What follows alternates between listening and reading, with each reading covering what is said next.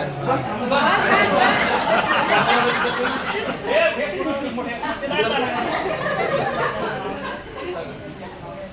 आपण आपल्या अवतीभोवती असलेल्या वनस्पतीबद्दल अभ्यासणार आहोत. मुलांनो, तुम्हाला वनस्पती माहित आहे का? काय काय रे पोरो? वनस्पती म्हणजे नेमकं काय? हिंदी येते, इंग्लिश येते. पहा बरं तुम्ही, घरात जरी पडदे लावलेले असतील तरी बाहेर पहा. काय काय समजते? गवत आहे, दुसरे फुलांचे झाड आहेत, काही मोठे झाड आहेत, काही फळांचे सुद्धा झाड आहेत की नाही? परंतु आपण आज काय पाहून राहिलो? आंब्याचा झाड. काय पाहून राहिलो? आंब्याचं झाड किंवा जे फळाचं झाड असेल. फळांचा राजा कुणाला म्हणतात? आंबा खाल्ला का नाही तुम्ही कधी? आपण दररोज उन्हाळ्यात आंबे खातो की नाही? मग आंब्याला फळाचा राजा म्हणतात. काय म्हणतात?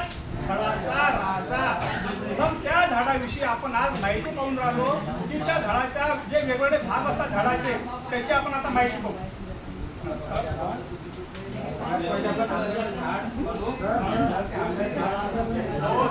समजून घ्या. नाही सर, तुम्ही समजदार मुला ना.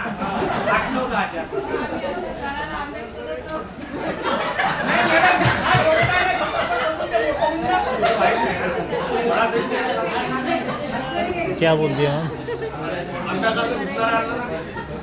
समझ आ रहा है? हाँ, मतलब आपको तो वो बोल रहे वो पेड़ पे आम नहीं है. हाँ हाँ, अच्छा. मैंगो मैंगो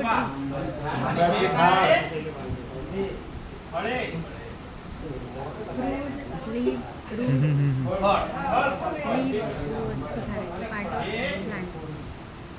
पार्ट ऑफ हे जे खोड आहे मोठं झाडाचं, ते दाखवून राहिलं की नाही? हे खोड आहे, हे आहे. हे मुळा खाली गेल्या. हे खाली गेल्या मुळा. बघा, फांद्या. ह्या फांद्या आहे. याला काय म्हणतात? फांदी. काय करायचं? हे लिहायचं आहे. काय करायचं? याला म्हणतात पाक. काय म्हणतात? फुलं गायब. हे बघा, बघल्यानंतर हे तुमच्या वहीमध्ये लिहायचं आहे. काय? आणि हे आकृती काढायची आहे. याला काय म्हणतात? मुळे. आणि याला काय म्हणतात? खोड. आणि हे जे आहेत या फांद्या, आणि याला लागलेले जे आहेत ते फळे. हे कोणतं झाड आहे? आंबा. तर आज आपण काय शिकलो? आंब्याचे झाड, आंब्याचे वेगवेगळे अवयव. याच्यावरून आपल्याला काय निष्कर्ष झाला? आंब्याबद्दल आपल्याला माहिती स्पष्ट झाली. समजलं? आंब्याचे वेगवेगळे अवयव माहित पडले.